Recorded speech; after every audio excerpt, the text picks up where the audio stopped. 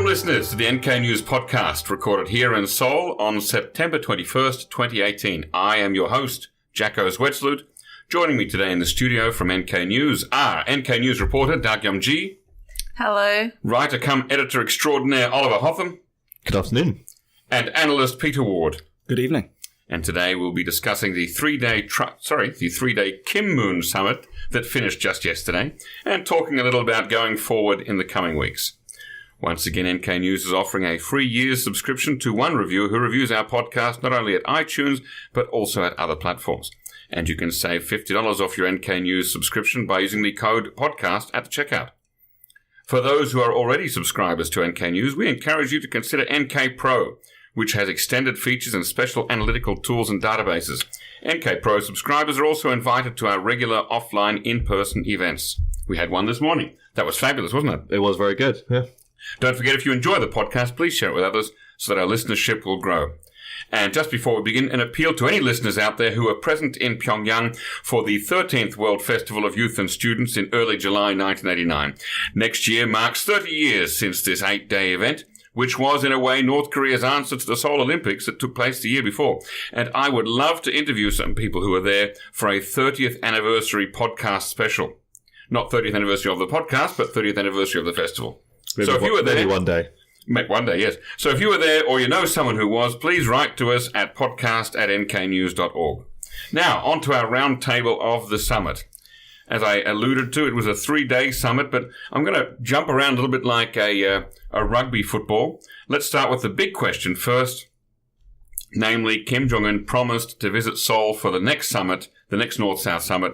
He said it would be within a year or within this year, I forget which, but will he actually come? Dagyum, what do you think? I think he will definitely visit Seoul this year because during the off-the-record briefing, one South Korean official said that there has been opposition from the United Front Department at the Workers' Party of Korea about the Kim Jong Un's possible visit to Seoul. But Kim Jong Un made his unilateral decisions on his visit to Seoul, so I think Kim has strong determinations to visit Seoul this year. I'm sure there's more than just opposition from the United Front Department. I'm sure that the Palace Guard, or whatever it's called, also would be very much not in favour of it. Peter, you were going to say? Wait, didn't Moon say that he would come before the year's end? The agreement says before the end of the year. Okay, so Dagyum is correct. So he's got 3 months, basically, October, November, December, to make a showing here in Seoul. Do you think it'll go ahead, Peter? Yeah, I think it will. I think there's a very good chance it will. So, Kim Jong-il planned to visit Seoul, and it was cancelled after the election of George W. Bush. Yes, I think he said when the moment is right or something like that, didn't he? Yes. Or at the appropriate time? Or in due course? No, that's 1945, sorry. In due course. But there was a plan for him to come visit. There was some serious preparations made, and then George W. Bush was elected, and plans fell through. But there's a little amusing story that comes with that, which is that so the Kim family are actually originally from the South back in the day. They are the Cheonju Kims. They're the Cheonju Kims, huh? Right. Yeah. And Cheonju is it's in North Cholla Province, and they have an ancestral site in North Cholla Province, which is maintained by other members of the same clan, right. The same Kim clan, and they the clan moved to redecorate and renovate the whole site in preparation for Kim Jong-il to come visit. So they would be welcomed, is what you're saying? There would be certain members of the clan who would extend a warm welcome, I'm sure. That site has been vandalized multiple times since it was renovated by extreme. Oliver, do you think that, do you actually see Kim visiting Seoul in the next 3 months? Well, I also had a question because I was wondering, because we reported on this, we said it would be the first time since a member of the Kim ruling family visited Seoul since July 1950. Well, there you go, because I was under the impression that Kim Il-sung made a visit while Seoul was occupied by the Northern forces during the war. This is what I heard, but it's not. I'm not 100% sure of it, but it's certainly possible that he could have come south. Yeah, so that's the big question for me. But I think he probably will come. His sister came to the south. That's what people have been saying. Well, there'll be lots of protests, and I'm sure there will be. But I can't see why, if his sister can come here, he can't really. Well, if you're in charge of the palace guard, there's a great deal of difference in risk to Kim Yo-jong compared to risk to Kim Jong Un, isn't there? Yeah, I mean, it's not even close. Like, Kim Yo-jong is just... It's not even close. Like, Kim Yo-jong is just one of the elite. Maybe I'm the only skeptic in the studio here, but we have all three of you convinced that Kim will make the visit. Well, I won't place any bets either way. I will just adopt my wait and see attitude. What is the root of your skepticism, Jacko? Simply that there's far too much political and personal risk involved to Kim making a visit down south. I mean, the protests are one thing, but what if there's somebody from the South Korean army who decides to take matters into his own hands, or also Kim likes to be in a position where he's in control of the narrative. Now, coming to Seoul is a situation where he's completely not in control of the visual spectacle, the narrative around his coming. So I think that's a great risk for him too. Was that risk not also there with the Singapore visit? Yes, but less so than coming to South Korea, where there are literally millions of people who don't like him very strongly. Can I just ask, what does this look like, though? Let's say it happens. I want it to happen because I want to see what happens as a result and during the visit, right? So Moon Jae-in, when he was in Pyongyang, gave a speech in front of a crowd of, 150,000, 200,000? Yes. I've heard multiple numbers. 150 at the Mayday Stadium. Right, so let's say 150,000 people, many of whom were not members of state security or members of, they were just normal Pyongyangites, right? And nothing happened except warm applause. Who is Kim Jong Un going to give a speech to? Where's that going to happen? How is the North Korean media going to cover such a visit? Right. How are they going to show Seoul to the North Korean people if they do? And will he be driving through Seoul in an open-top Genesis, waving at the ecstatic crowds? Is that what he's expecting? That I would have trouble saying. I mean, if he were helicoptered into, say, Samcheongak, which is where the Red Cross talks took place in 1972, I think it's no longer owned by the government, but let's just say, hypothetically, if he were helicoptered into a secret mountain retreat for some talks and then back again, I could see that happening. Yeah. But nothing like what we saw, the spectacle of Moon's visit to Pyongyang this week. So as far as I know, the two Koreas have to change the Pyongyang declaration at the last minute because of Kim's promise to visit Seoul. Okay, so that was a last-minute addition to or amendment to the declaration, and that's a good segue to talking about the declaration itself. It didn't seem a lot more solid or detail-filled than the Panmunjom Declaration of April. What are your thoughts on it, Peter? Well, the promise to potentially decommission the Yongbyon nuclear site seems like a significant... With a condition, though. Well, of course, but, It's a conditional promise, right? It's we will do this in step with America's actions or something like that. But it would be a major step, right? So, obviously, the Yongbyon site is a very significant part of the North Korean nuclear program. Mm-hmm. If they were to decommission that site, they would expect something in return. Yeah. The idea that, basically the Americans can just impose maximum pressure and sanctions in perpetuity until North Korea give them everything is, so far as the North Koreans are concerned, completely ridiculous. Right. Well, and I think the more substantial commitment from the North Koreans in the agreement is that we have the first commitment on paper by the North Koreans to allow international inspectors in. This time to see the decommissioning of the Sohae satellite launching facility. It's been called Tonchanri as well. Right. But I'd actually not heard it described as that before. But that's a much more, I think, substantial thing. There's no conditions on that. That's something that's going to happen. They've said we'll allow international observers in. I think there was some ambiguity about what the Koreans said, because some people said it meant experts, some people said it meant observers. So is it going to be a repeat of what happened with the Punggye-ri, where we just have journalists who don't have a deep knowledge of nuclear science going... But nonetheless, that is substantial to some extent, I think. And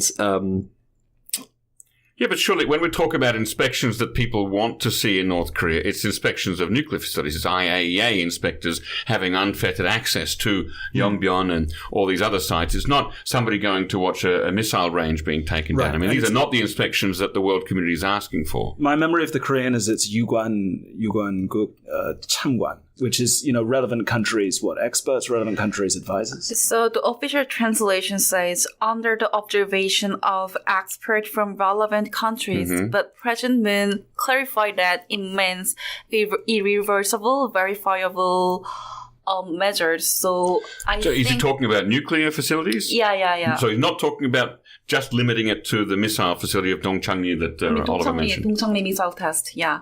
So the declaration said that the NURS will permanently dismantle the Dongchangni missile engine test and launch platform under the observation of experts from relevant countries. But observation term itself is quite vague. But President Moon clarified that it means irreversible and verifiable measures. But it does seem to be clearly limited to one specific site that only does missile. Yeah. What Stefan Hager did say in a very good op-ed for us this week said that one of the ways to read that, if you're reading it optimistically, would be that observing the decommissioning of that site could be a kind of stepping stone to, once you've got international inspectors in the country poking around, then you have more leeway to look at, say, he said maybe go back to Punggye-ri, have a look at that, see what's going on there, if they really did decommission it as they claimed, and maybe look at Yongbyon when it does happen, if and when. Basically extend their visa, widen their mandate, and send them out. I mean, once the diplomacy has begun with having the inspectors there, then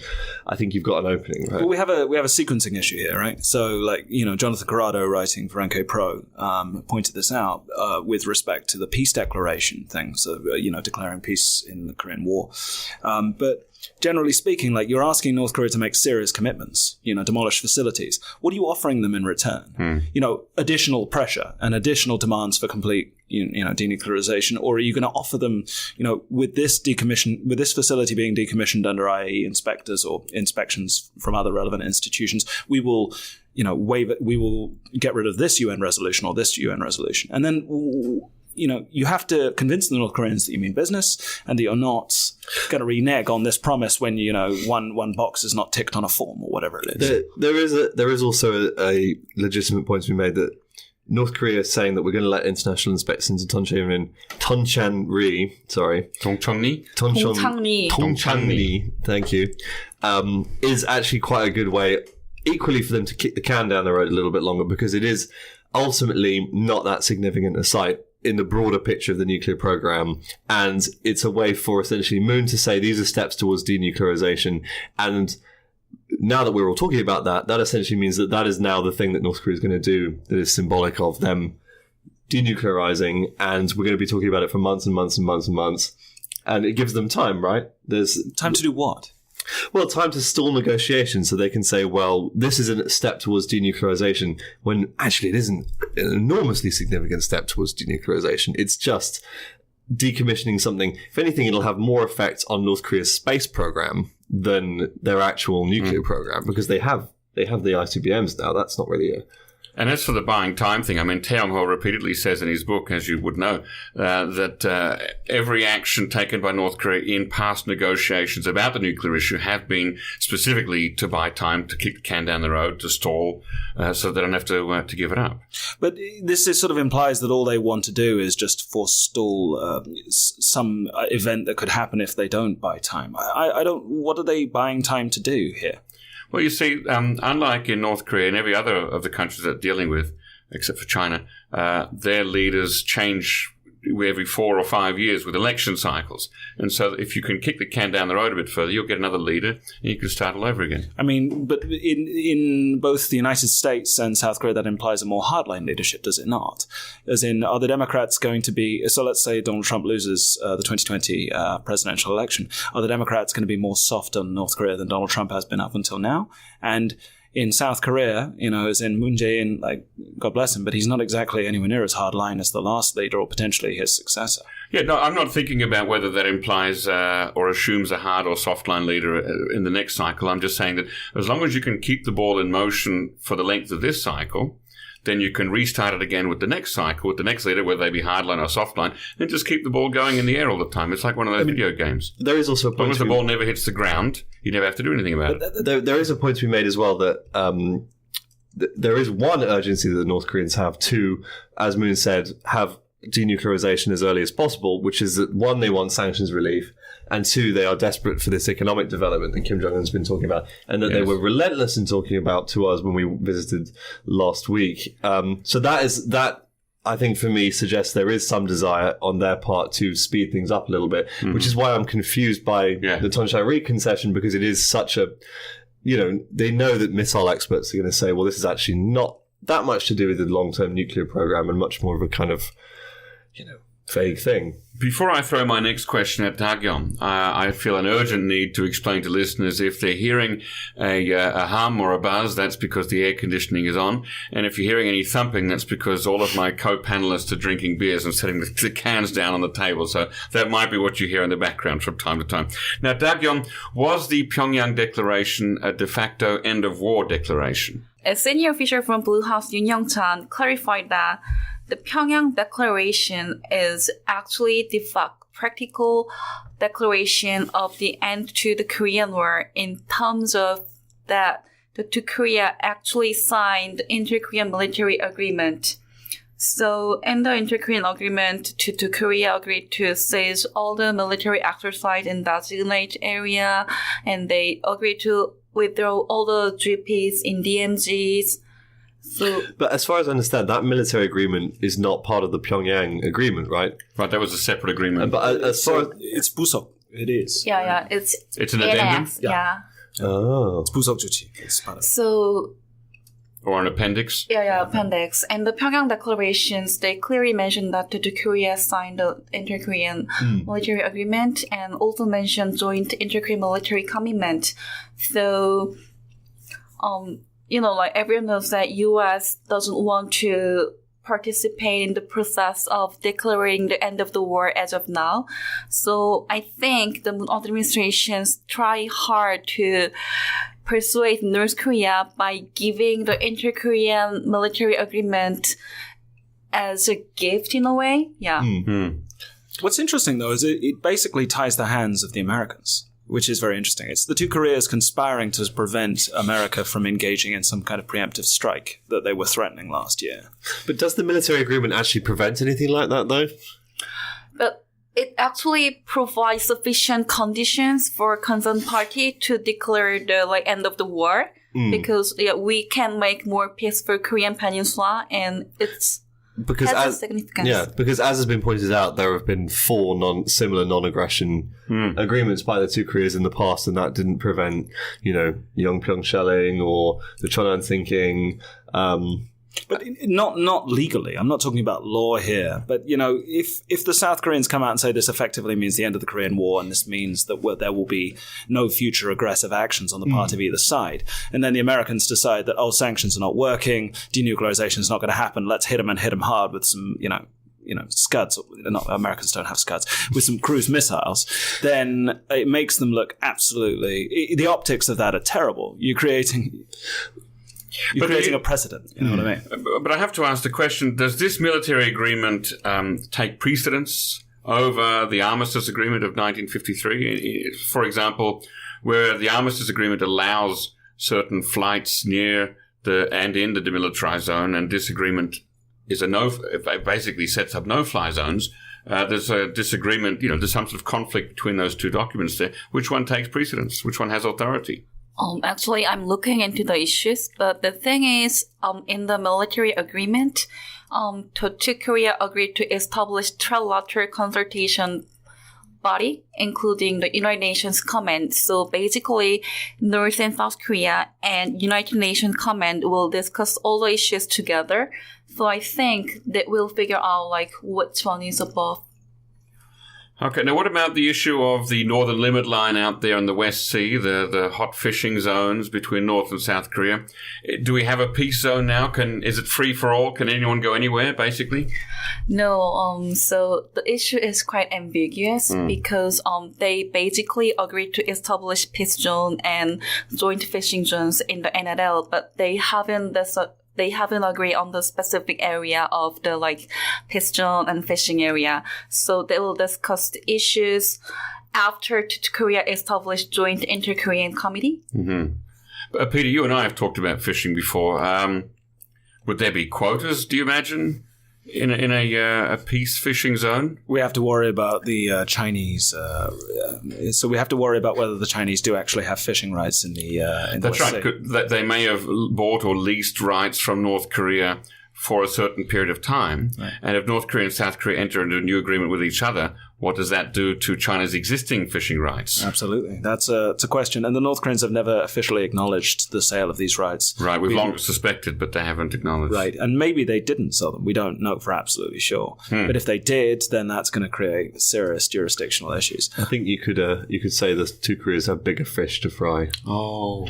But I got to say, though, like, in all due seriousness, before we get all flippant about it, like, if you could set up some fishing joint ventures between the North and the South, giving North Korean fishermen, safe boats to go fishing in the West Sea and kick the Chinese out with some good South Korean Coast Guard enforcement, that would tell the Chinese to go fish. I think it's a feasible idea. Yeah, we're off the hook. Yeah. And you could have like a fishing. So I've heard this suggestion before from.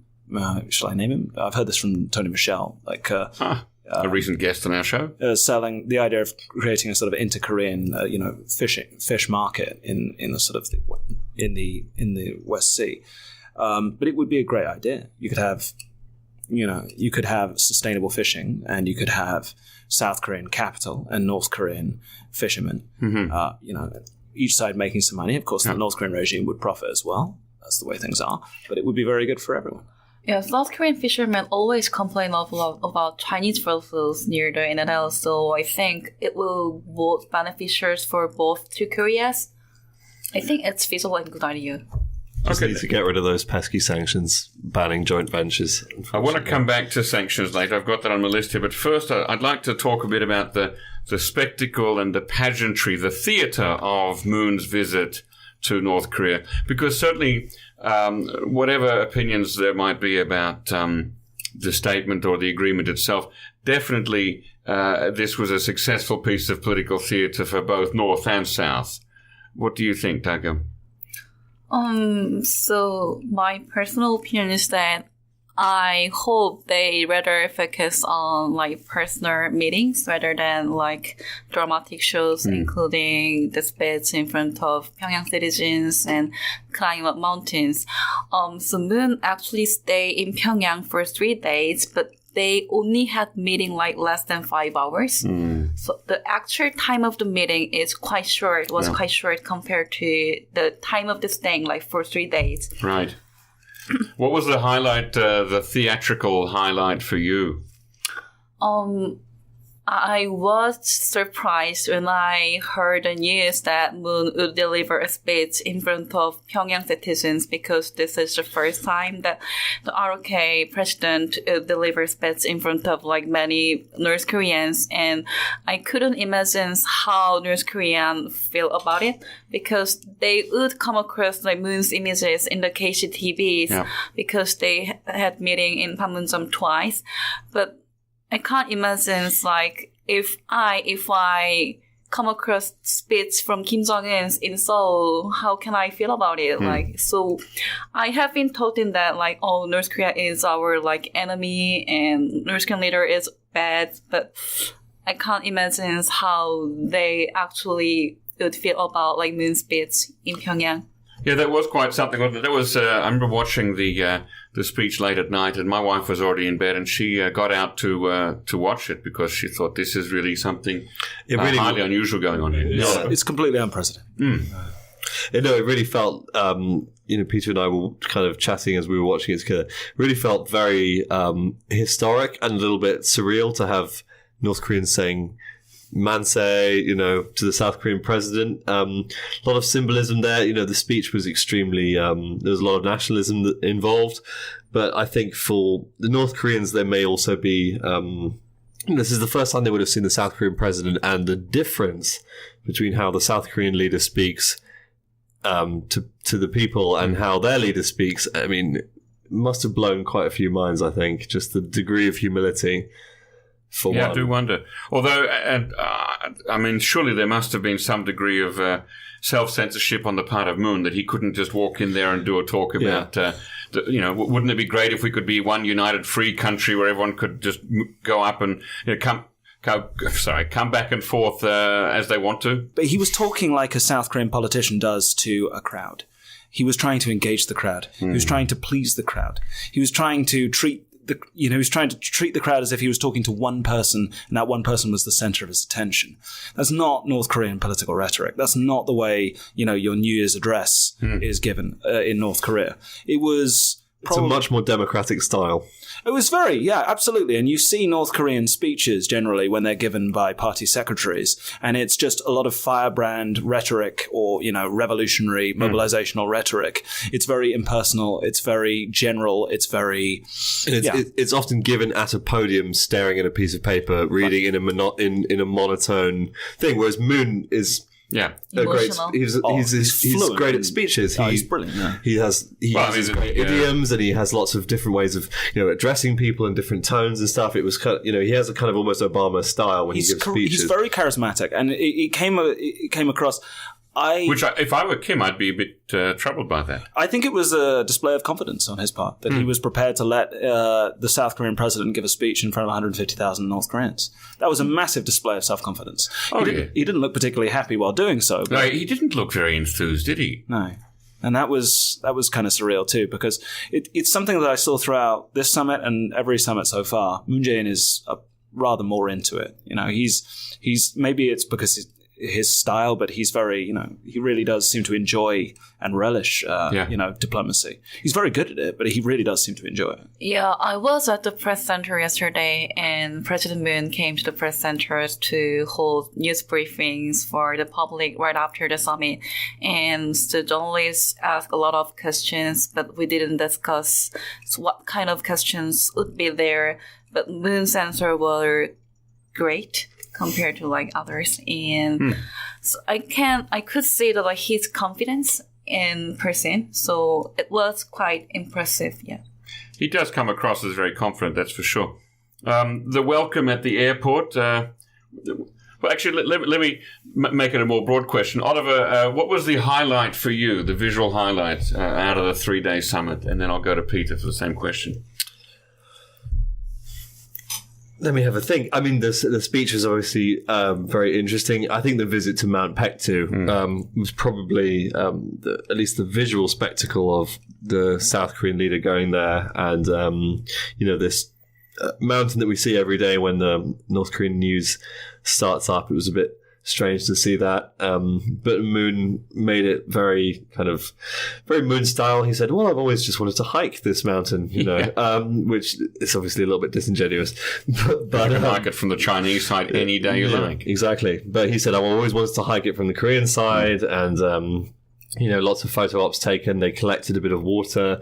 The First Lady poured some water from Halasan, which is a nice free bit of advertising to a South Korean brand of bottled water. Indeed. And which I was also a little bit confused about, because they said that the visit to Mount Paektu was a snap decision, but yet somehow the First Lady had come prepared with some water from Halasan. Yeah.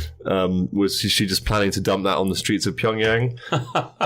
Maybe in the Daegyum River, I think. Yeah. It's quite funny about her. The First Lady of South Korea, Ms. Kim Jong-suk, has the same name as Kim Il-sung's first wife. Yeah. Right, the mother, once called the mother of all Korea. Right. And 2 days ago, there was a documentary about a museum in Haeryong, her museum in Haeryong. So Kim Jong-suk, the mother of Korea, was born in Haeryong, which is a city in the far north of the country, and they have a museum there for her. They have a statue for her, and there was a documentary about her on TV the same day. Oh, wow.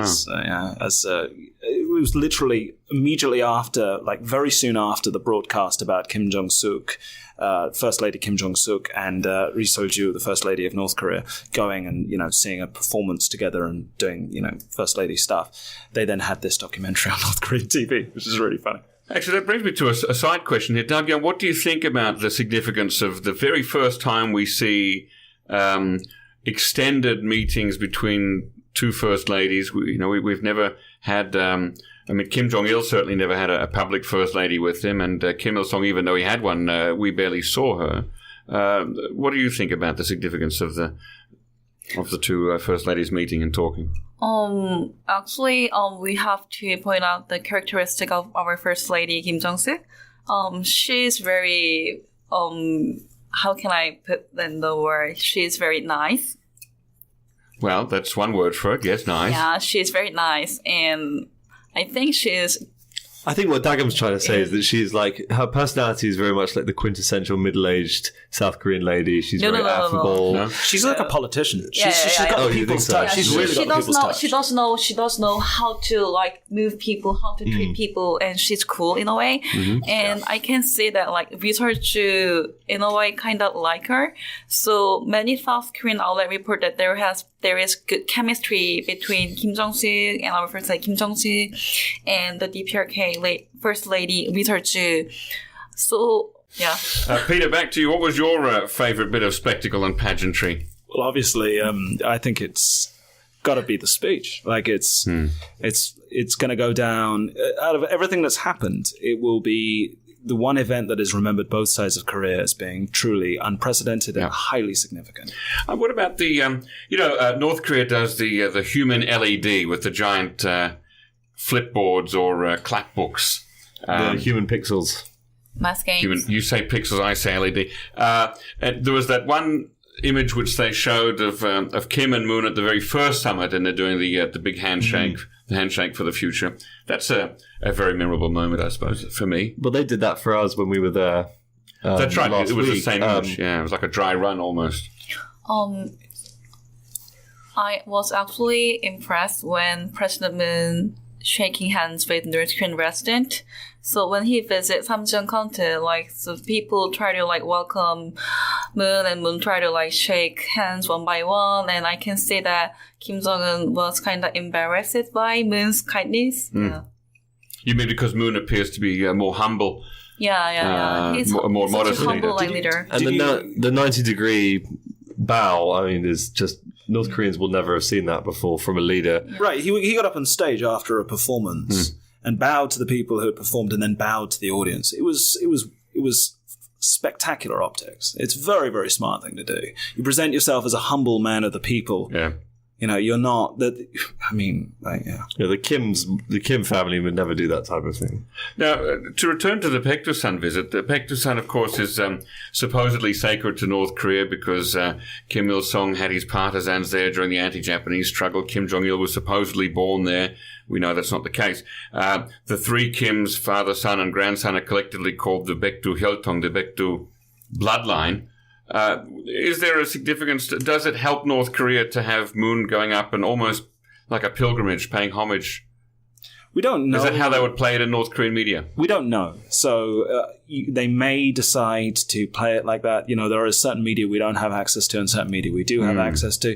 So in some of their closed access media, stuff that they will not allow foreign audiences to see, you know, newspapers, TV channels, party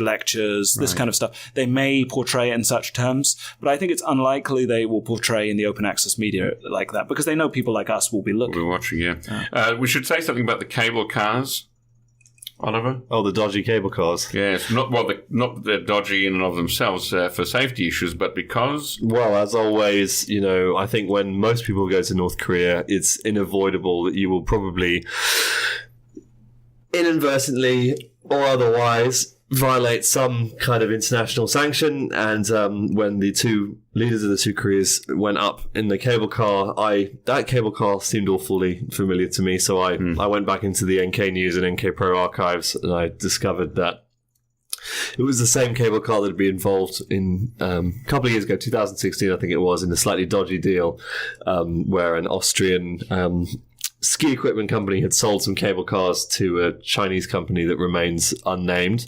And those cable cars mysteriously ended up in North Korea. It's not a sanctions violation by Chinese standards because the Chinese never actually submitted their definition of what constitutes a luxury good. But under EU rules and under US rules, it very much is a luxury good. So unfortunately, Moon. But then, Similarly, I would imagine the Mercedes that Kim Jong Un is using look to be a model made in the last 10 years, not one of the 20, 30-year-old Mercedes-Benz that exist in quite some number in Pyongyang. And when he got off the plane, he was on an air choreo stair thing, and that's air choreo is under Treasury sanctions, etc., etc. Right, but in terms of the luxury goods sanctions, one would think that a Mercedes should not be able to be imported into North Korea anymore, but it could be if it were bought from a Chinese reseller or a second-hand dealer or something. I think most likely, yeah. So we should get onto sanctions a little bit there. Obviously, all sanctions are still in place. We have the United Nations sanctions. We have unilateral sanctions imposed by the United States. We have sanctions from South Korea. We have sanctions from the EU. Where does this leave the possibilities for North-South economic cooperation in the next 6 months to a year? Well, non-existent. So why did President Moon take all those South Korean business leaders and bosses of chaebol with him, including the grandson of the Samsung founder, the current vice chairman? As we said, it's just a big carrot, isn't it? It's saying if you continue down this path, if you denuclearize or take steps towards denuclearization, you'll see sanctions relief, and therefore after that you will have all of this lovely South Korean money.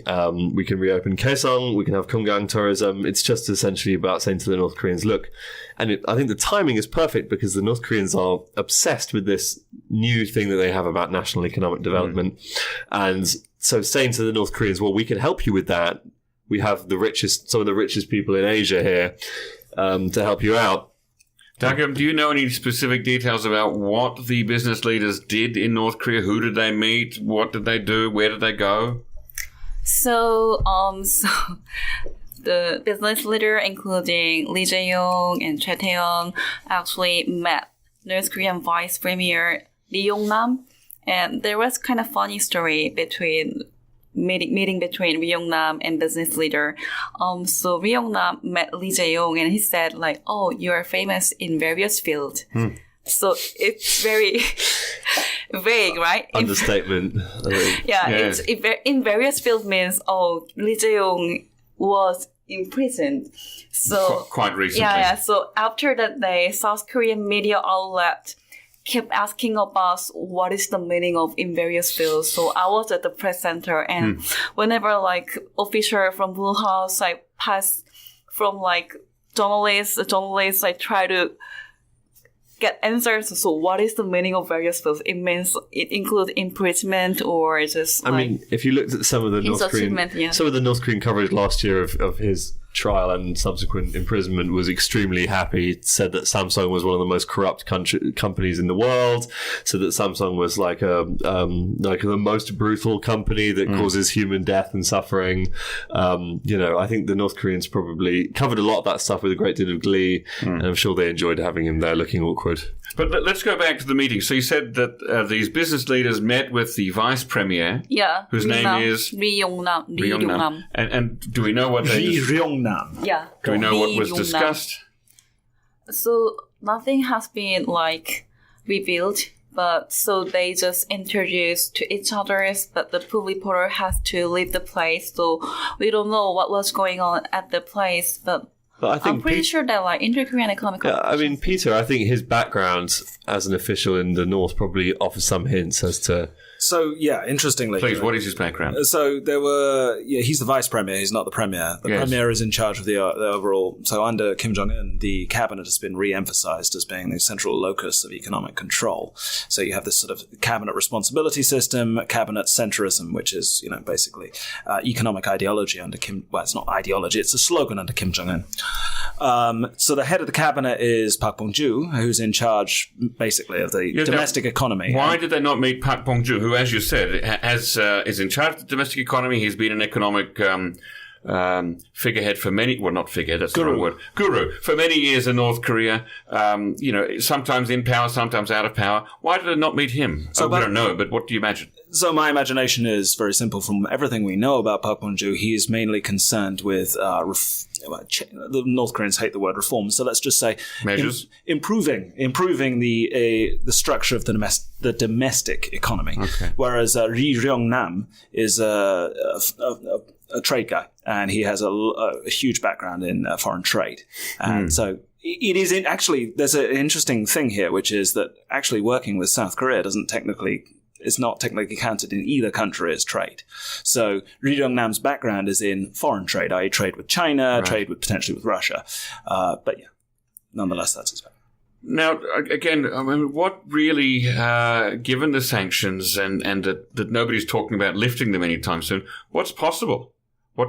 Again, I mean, very little. There's, even the railroad groundbreaking is going to be difficult. We've seen that South Korea's been able to get around sanctions. Some would say violate them, through little measures. So the opening of the liaison office was a little bit suspect on that. The this UNC thing with the train being cancelled. I think the South and this coal scandal, obviously, that's going on. The South Koreans seem to be able to get away with little things, but I think on the bigger picture, which would be on, say, opening Kaesong, it seems something like that is not going to be able to happen until we have some relaxation.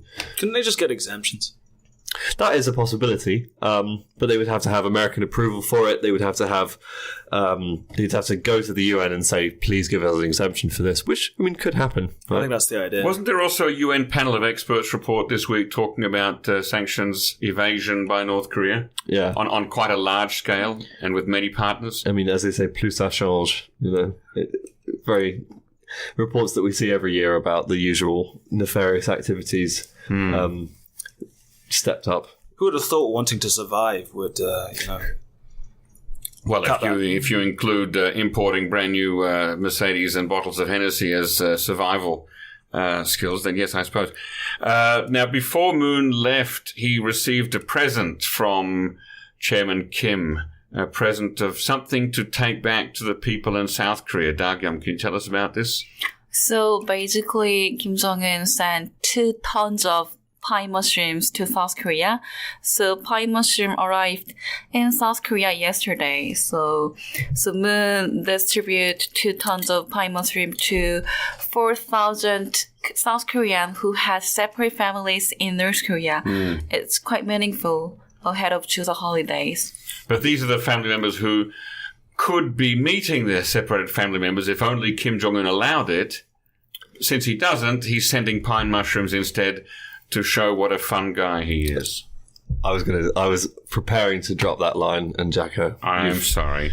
You stopped me. Oh, dear. But I saw one article that one grandmother actually cried after receiving pine mushroom from North Korea. I'm sure they're great mushrooms. Yeah, so, 500 grams per person, apparently. Yeah, but it's a lot, actually.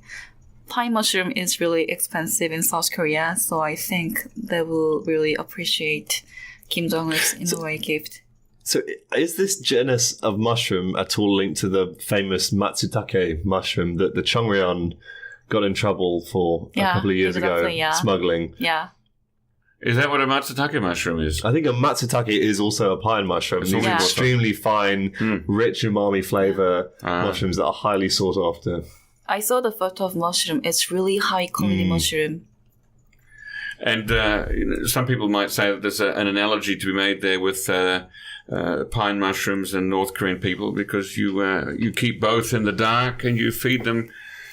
I can't say it on this podcast; it'll get one of those explicit ratings. Anyway, you feed them something. I can't get over it. All this talk of mushrooms reminds me of mushroom clouds, and it reminds me of the fact we spent the last 6 years watching North Korea develop more and more sophisticated nuclear weapons and missiles, and suddenly they come along and say, "Oh yeah, but now we're serious about denuclearization."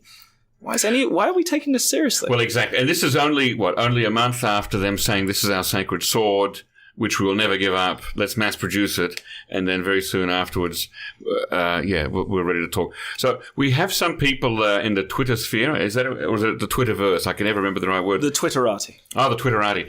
Some who say that the world needs to accept that North Korea will always have a missile or a nuclear weapon or two. But the best we can hope for is that they won't flaunt it. I think the argument the comparison that's now being made is to Pakistan, which had a illicit nuclear program for a very long time, received a great deal of international condemnation, and then eventually we all just accepted that Pakistan and India.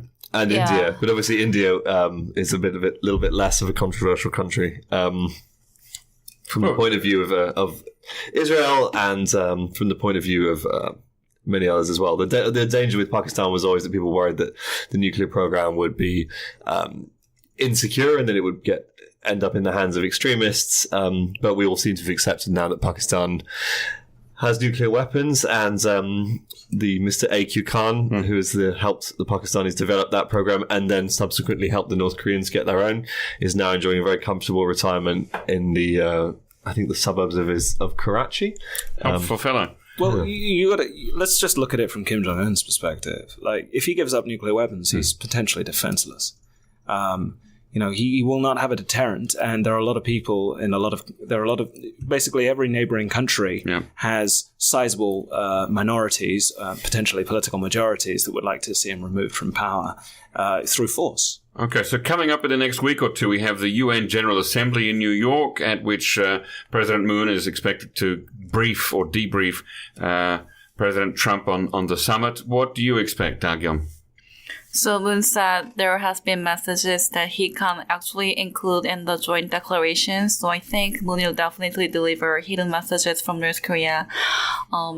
So we kept asking about what is the hidden messages, but Moon said, I can't reveal it here. So is it another handwritten letter maybe to President Trump? I don't think so.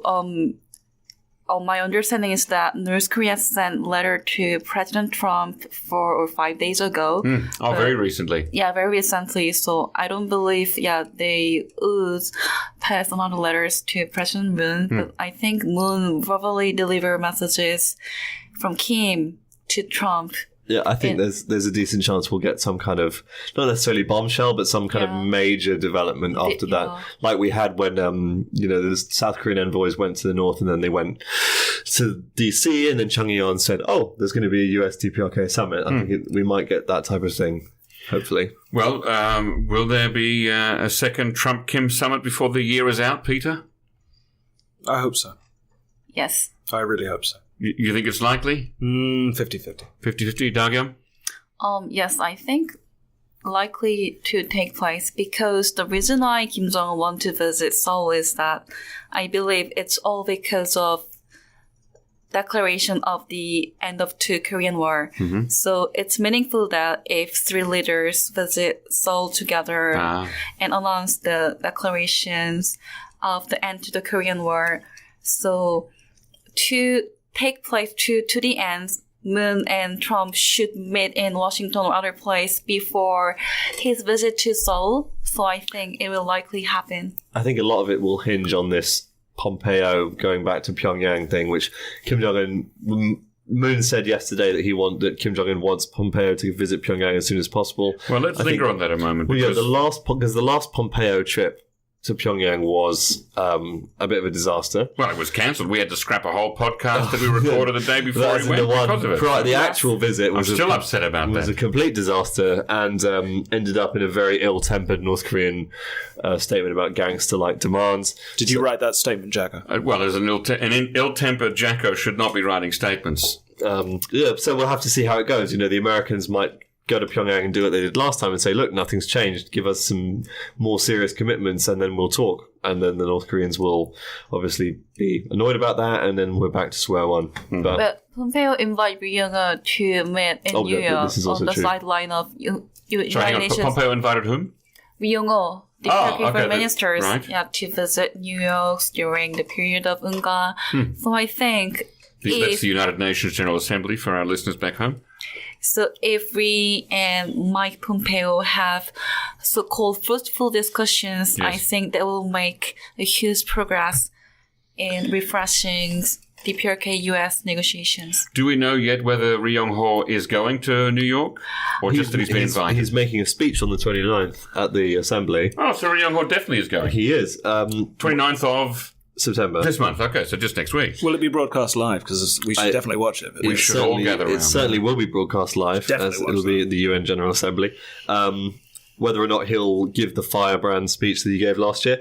If you recall, last year he actually was wandering around New York and bumped into some reporters and then told reporters that North Korea would nuke the Pacific Ocean, which was a great little piece of North Korean diplomatic. Was he angry because he couldn't find Times Square and this was his way of hitting back? We've all been to Times Square and that's made us more angry, if anything. I think after visiting... You guys have got to study the fishing industry. Please. If you think about all of the fish that could have been destroyed by a North Korean nuclear surface test in the Pacific Ocean, you wouldn't be making jokes about it. Perhaps he was just thinking of having a big fry-up. I also remember that Ryong said barking dogs. It was about barking dogs. Yes, US. And remember, Ryong Ho is the foreign ministry is supposed to be the soft liners. Yeah, something to think about there. Final thoughts, Peter? We seem to be at an impasse unless the Americans will move. That is the situation that the two Koreas have engineered.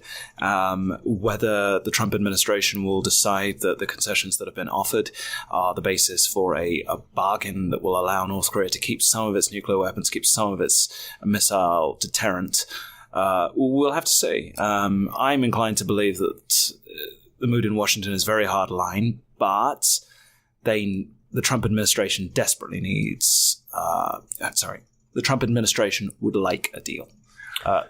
Oliver, final thoughts? Yeah, I think, as Peter said, the two Koreas have perhaps deliberately engineered this, so now it's all in the hands of Trump. And I think Trump, from his immediate reaction to the summit, he seemed very happy. And as we know, this White House is pretty much all about the president's whims. So I think maybe moving forward, we're going to have good relations. I suppose if things go well next week, we may see another summit this year. We'll have to see that. There seems to be a inverse relationship between when Trump is under a lot of domestic political pressure. He seems to have this strange desire to just push for agreements with the North Koreans. And then when things are going slightly better for him, he seems to be a little bit more... lets the State Department take care of business. So things are going terribly for Trump domestically right now. So we'll have to see. And the last word to Dagyum. So I hope I can cover 2 more summits this year, even though have a it's Chuseok really holiday first. Yeah, demanding. Yeah. No rest for the wicked, Dagyum. Okay, well, thank you once again to Dagyum, Oliver, and Peter for coming on the NK News podcast and reviewing the latest news about North Korea. Don't forget you can listen to all of our shows as well as read full bios and show notes on our website, www.nknews.org. NK News is the leading repository of North Korean research, news, and analysis, and we hope to see you there. You can send feedback, comments, questions, or guest suggestions to podcast@nknews.org. Our podcast was produced by Arias Dare and facilitated by Chad O'Carroll and Christina Lee. Lastly, a reminder that 1 random reviewer per week will win a free NK News membership, so please review us after listening and you might win. Also, you can save $50 off your NK News subscription by using the code podcast at the checkout. Do share this with your friends, enemies, and acquaintances so that our listenership can continue to grow. And listen again next time.